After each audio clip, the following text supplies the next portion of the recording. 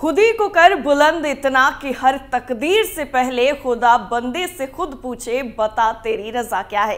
प्रधानमंत्री नरेंद्र मोदी और उनके किए गए कामों को लेकर अगर ये लाइनें उन्हें डेडिकेट की जाएं तो बिल्कुल गलत नहीं होगा, क्योंकि पीएम मोदी वो कर रहे हैं जिसके बारे में पहले की सरकारों ने कभी सोचा भी नहीं था।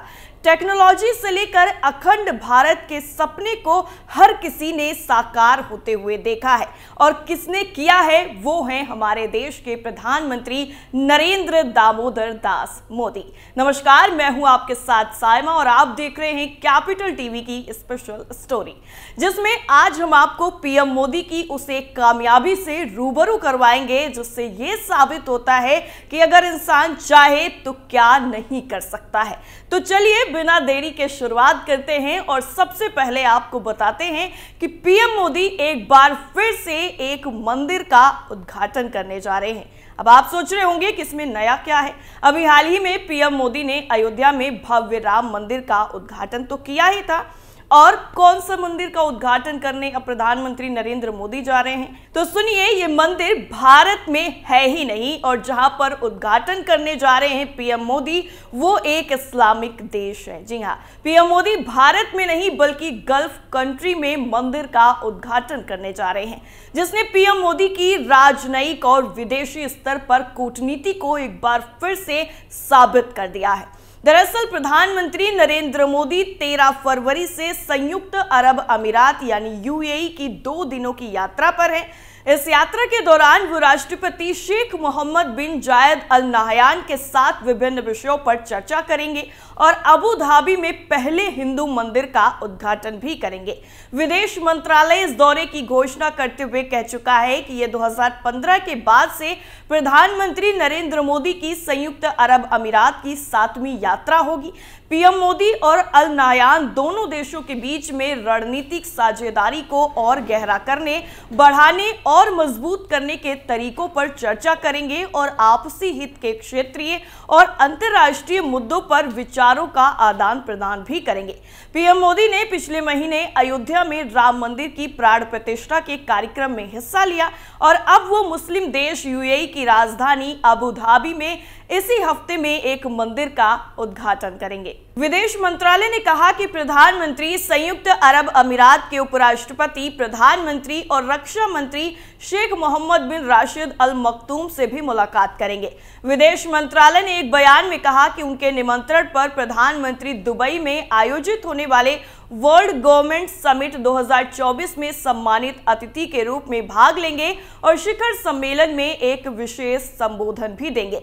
मंत्रालय ने बयान में यह भी कहा है कि पीएम मोदी अबू धाबी में पहले हिंदू मंदिर BAPS मंदिर का उद्घाटन भी करेंगे। साथ ही वो जायद स्पोर्ट्स सिटी में एक कार्यक्रम में संयुक्त अरब अमीरात में भारतीय समुदाय के लोगों को भी संबोधित करेंगे। गुलाबी बलुआ पत्थर से बना ये मंदिर 27 एकड़ में फैला हुआ है, जिसे राष्ट्रपति मोहम्मद बिन जायद अल नाहयान ने सूरज के चमकते रहने तक पट्टे पर दिया है। विदेशी मीडिया के मुताबिक चुनावी साल में इसके जरिए वो खुद को एक वैश्विक नेता के रूप में स्थापित करने में लगे हुए हैं। ब्लूमबर्ग ने अपने एक आर्टिकल में ये लिखा है कि यात्रा के दौरान दोनों देशों के बीच में निवेश से जुड़े MOU पर हस्ताक्षर होने की भी उम्मीद है। 13 फरवरी को पीएम मोदी एक स्टेडियम में भारत के 40,000 से ज्यादा लोगों को संबोधित करेंगे। ब्लूमबर्ग ने अपने इस आर्टिकल में लिखा है कि धर्म, राजनीति और पैसे का अनूठा मिश्रण देखने को मिलने वाला है। पिछले महीने यूएई के राष्ट्रपति मोहम्मद बिन जायद यानी MBZ भारत आए थे। गुजरात के हवाई अड्डे पर उनका स्वागत भी किया गया था। ब्लूमबर्ग के इस आर्टिकल में इस बात पर हैरानी भी दिखाई गई थी कि मुस्लिम देश में एक मंदिर बन रहा है। मोदी ने MBZ को भाई बताया था। मंदिर के प्रमुख पुजारी ब्रह्मविहरी दास ने ब्लूमबर्ग से बातचीत में बताया कि भारत और इस क्षेत्र के बीच संबंध कभी इतने मजबूत नहीं रहे। इन संबंधों का महत्व बिजनेस से भी जुड़ा हुआ है। भारत मध्य पूर्वी तेल के सबसे बड़े ग्राहकों में से एक है। वहीं यूएई से एक बड़ा निवेश भारत में होता है। रिपोर्ट्स के मुताबिक संयुक्त अरब अमीरात के राष्ट्रीय सुरक्षा सलाहकार शेख तहन्नुन बिन जायद अल नहयान की निजी निवेश फर्म रॉयल ग्रुप का लंबे वक्त से भारत के प्रति काफी ज्यादा आकर्षण देखने को मिला है। ब्लूमबर्ग ने अपने इस आर्टिकल में इस बात को भी कबूल किया कि दोनों देश हाल ही के सालों में राजनीतिक रूप से एक दूसरे के काफी करीब आए हैं। खाड़ी देश में इस बार पीएम मोदी की ये 7वीं यात्रा होगी। भारत और पाकिस्तान के बीच 2021 में एक शांति समझौता कराने में भी यूएई ने मदद की थी। ब्लूमबर्ग ने यह भी कबूल किया है कि बाइडेन के साथ ही वैश्विक नेता लगातार पीएम मोदी का समर्थन करते रहे हैं।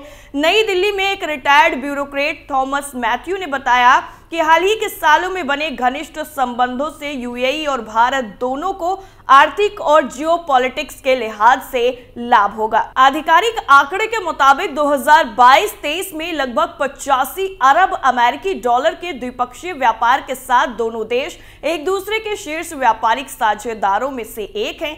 साल 2022-23 में प्रत्यक्ष विदेशी निवेश के मामले में यूएई भारत के शीर्ष 4 निवेशकों में से एक है।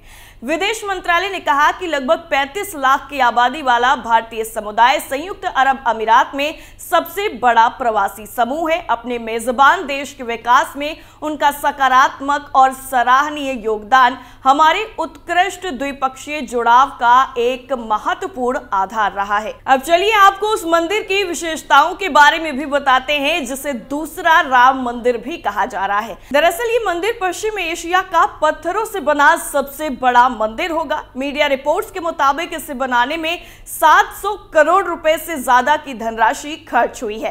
इस मंदिर को बेहद ही सावधानीपूर्ण तरीके से डिजाइन किया गया है और इसमें देश के 7 अमीरातों का प्रतिनिधित्व करने वाली 7 मीनारें भी हैं। इस मंदिर क्षेत्र का निर्माण 27 एकड़ जमीन पर किया गया है। इस मंदिर को बनाने में उत्तरी राजस्थान से अबू धाबी तक गुलाबी बलुआ पत्थर पहुंचाया गया। यूएई की भीषण गर्मी से इन पत्थरों को कोई भी नुकसान नहीं होगा। इटली से मंदिर के लिए संगमरमर लाया गया है। कार्बन फुटप्रिंट को कम करने के लिए मंदिर की नींव में कंक्रीट के मिश्रण के साथ ही फ्लाई ऐश का इस्तेमाल भी किया गया है। अबू धाबी हिंदू मंदिर एशिया का सबसे बड़ा मंदिर है जिसकी ऊंचाई 32.92 मीटर, लंबाई 79.66 मीटर और चौड़ाई 54.86 मीटर है। इस मंदिर को पूरी तरह बनाने में 18 लाख ईंटों का इस्तेमाल किया गया है। इतना ही नहीं, संयुक्त अरब अमीरात की राजधानी अबू धाबी में बने इस हिंदू मंदिर का नाम BAPS हिंदू मंदिर है, जिसे BAPS संस्था के नेतृत्व में बनाया गया है। दरअसल BAPS एक ऐसी संस्था है जिसने दुनिया भर में 1100 से ज्यादा हिंदू मंदिरों का निर्माण किया है। दिल्ली में अक्षरधाम मंदिर का निर्माण भी इसी संस्था ने किया है और ये मंदिर 27 एकड़ की जमीन पर बनाया गया है, जिसे संयुक्त अरब अमीरात के राष्ट्रपति शेख मोहम्मद बिन जायद अल नहयान ने दान में दी थी। इस मंदिर को भारत के कारीगरों ने ही बनाया है। भारत और यूएई के बीच में सद्भाव के प्रतीक के तौर पर इस मंदिर का निर्माण किया गया है। दरअसल साल 2015 में पीएम मोदी यूएई की अपनी यात्रा पर गए हुए थे और तब इस मंदिर को लेकर चर्चा भी हुई थी और 14 फरवरी 2024 को होने वाले प्रोग्राम सिर्फ वही लोग देख सकेंगे जिन्होंने रजिस्ट्रेशन करवाया होगा। यानी इस मंदिर का जो भी लाइव टेलीकास्ट होगा उसके लिए रजिस्ट्रेशन जरूरी है और ये मंदिर पश्चिम एशिया के पत्थरों से बना सबसे बड़ा मंदिर होगा। इस मंदिर में आकर्षक वाटरफॉल का भी निर्माण किया गया है जो कि पवित्र भारतीय नदियों गंगा, यमुना और सरस्वती के सोर्स को रिप्रेजेंट करता है। मंदिर के बाहरी हिस्से में 96 घंटियां लगाई गई हैं। मंदिर के अंदर पत्थर की नक्काशी भारतीय महाकाव्यों, रामायण और महाभारत के साथ ही हिंदू धर्म ग्रंथों और पौराणिक कथाओं के बाकी आख्यानों के महत्वपूर्ण क्षणों का वर्णन भी करती है। मंदिर के अंदर की कलाकृतियां देखने लायक हैं। मंदिर में 2 शानदार गुंबदों को भी बनाया गया है जो बेहद ही खूबसूरत है, जिसको सद्भाव का गुंबद और शांति का गुंबद कहा गया।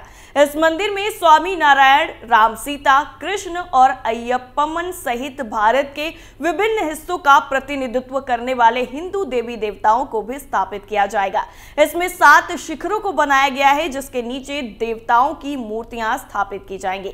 धार्मिक कार्यों से परे मंदिर परिसर में कक्षाएं, प्रदर्शनी केंद्र और बच्चों के लिए खेल के मैदान भी होंगे, जो एक बहुआयामी सांस्कृतिक केंद्र का निर्माण करेंगे। इतनी विशेषताओं वाले मंदिर का उद्घाटन अब पीएम मोदी 14 फरवरी को करने वाले हैं और ये पहली बार होगा जब किसी मुस्लिम देश में इतना भव्य और दिव्य मंदिर बनाया गया है, जिसको लेकर भारत में भी खुशी का माहौल है। अब देखना यह होगा कि जब पीएम मोदी इस मंदिर का उद्घाटन करेंगे तो क्या नजारा देखने को मिलेगा। आपकी क्या राय है, हमें कमेंट करके जरूर बताइए। फिलहाल के लिए इतना ही। बाकी तमाम खबरों के लिए आप बने रहिए कैपिटल टीवी के साथ। नमस्कार।